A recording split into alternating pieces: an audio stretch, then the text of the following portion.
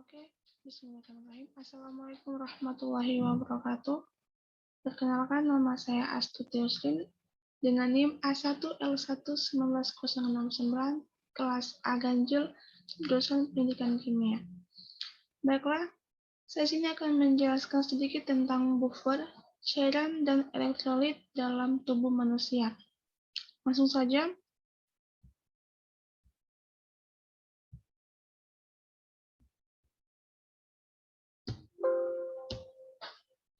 Pengertian buffer. Larutan penyangga atau buffer adalah larutan yang dapat menjaga atau mempertahankan pH-nya dari penambahan asam basa maupun pengenceran oleh air. pH larutan buffer tidak berubah atau konstan setelah penambahan sejumlah asam basa maupun air. Larutan buffer mampu menetralkan penambahan asam maupun basa dari luar. Kemudian jenis sistem buffer dalam tubuh manusia, yaitu ada dua. Yang pertama adalah buffer kimia, dan yang kedua adalah regulasi oleh ginjal. Yang pertama, buffer kimia. Buffer kimia ini terbagi menjadi tiga, yaitu yang pertama sistem buffer asam karbonat bikarbonat, yang kedua sistem buffer fosfat, dan yang ketiga adalah sistem buffer protein. Yang pertama, sistem buffer asam karbonat dan bikarbonat, di mana terdiri atas asam karbonat H2CO3 yang bersifat asam lemah dan bikarbonat HCO3- yang bersifat basa lemah. Kemudian merupakan sistem buffer terbanyak di cairan eksternal sel, dan kadar HCO3 dan CO2 diatur oleh ginjal dan paru-paru. Yang kedua adalah sistem buffer fosfat, di mana terdiri atas monohidrogen fosfat H4O4-2 yang bersifat basa lemah dan dihidrogen fosfat H2PO4- yang bersifat asam lemah. Kemudian merupakan sistem buffer terpenting di dalam sitosol dan hanya 8% dari konsentrasi sistem buffer HCO3, memegang peranan penting di intrasel dan tubulus ginjal. Yang ketiga adalah protein intrasel, Hb, dan protein plasma, di mana merupakan buffer yang baik. Protein mengandung gugus asam karboksil, COOH, dan basa amino NH2. Sangat penting di dalam intrasel H2CO3 menghasilkan H2O tambah CO2 di slide telah tersedia reaksinya. Kemudian pada eritrosit Hb sangat penting karena dapat berikatan dengan ion hidrogen menjadi deoksihemoglobin atau Hb. Selanjutnya, 60-70% total buffering kimiawi pada cairan intrasel dan intraseluler dilaksanakan oleh protein. Dan yang terakhir adalah Hb menjadi buffer ion H+ yang dihasilkan oleh H2CO3. Kemudian protein merupakan buffer yang terbanyak di sel dan darah. Histidin dan cystein merupakan dua asam amino yang paling berperan sebagai protein buffer. Yang kedua adalah regulasi oleh ginjal, di mana derajat pH dipengaruhi oleh naik turunnya konsentrasi ion H+ dalam cairan. Hidrogen diekskresi ke dalam tubula ginjal dan dikeluarkan dalam urin. Selanjutnya, pada saat yang sama terjadi reabsorpsi natrium atau sodium di tubulus ginjal untuk menggantikan H+.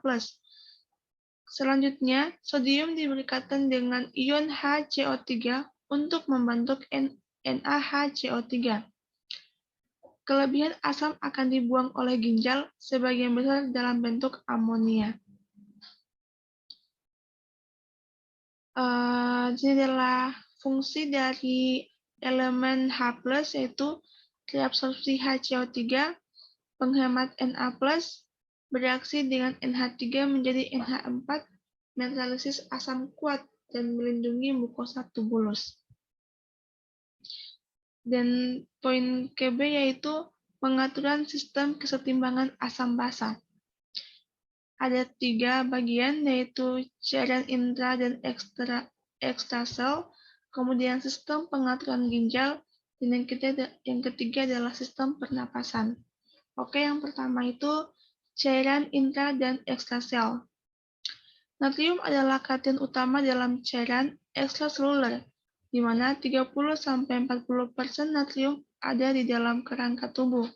Di dalam tubuh, Na terdapat di dalam sel intraseluler dan terutama terdapat dalam cairan di luar sel, cairan ekstraseluler. Antara lain, cairan seluler cerna seperti cairan empedu dan pankreas mengandung banyak Na.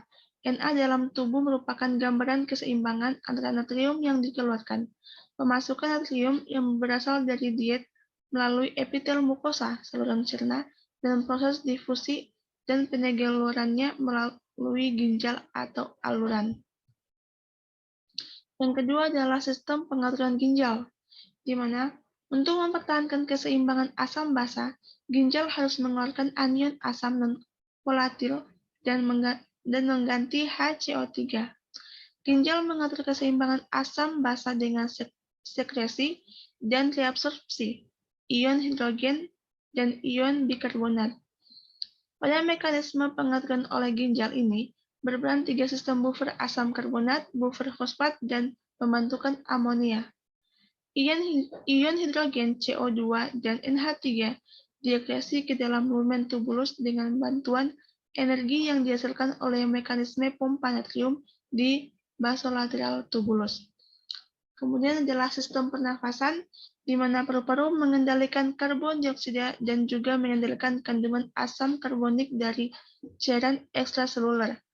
Paru-paru melakukan hal ini dengan menyesuaikan ventilasi sebagai respon terhadap jumlah karbon dioksida dalam darah. Kenaikan dari tekanan parsial karbon dioksida dalam darah arteri PaCO2 merupakan stimulan yang kuat untuk respirasi. Tekanan parsial karbon dioksida dalam darah arteri PaCO2 juga mempengaruhi respirasi. Meskipun demikian, efeknya tidak sejelas efek yang dihasilkan oleh PaCO2. Pada keadaan asidosis metabolik, frekuensi pernapasan meningkatkan sehingga menyebabkan eliminasi karbon dioksida yang lebih besar untuk mengurangi kelebihan asam. Pada keadaan alkalosis metabolik, frekuensi pernapasan diturunkan dan menyebabkan penahanan karbon dioksida untuk meningkatkan beban asam. Perlu diketahui bahwa dalam darah terdapat sistem penjaga yang membantu supaya pH darah hampir konstan, yaitu 7,4, di mana sistem penjaga itu disebut larutan penyangga. Larutan penyangga sangat dibutuhkan untuk mempertahankan keadaan pH, karena apabila terlalu asam atau terlalu basa dapat menimbulkan berbagai masalah. Sistem penyangga yang digunakan untuk menjaga pH darah adalah karbonat, yaitu H2CO3 atau HCO3-. Poin ketiga yaitu tentang cairan dan elektrolit dalam tubuh manusia. Pengertian dari elektrolit adalah suatu zat yang larut atau terurai ke dalam bentuk ion-ion dan selanjutnya larutan menjadi konduktor elektrik.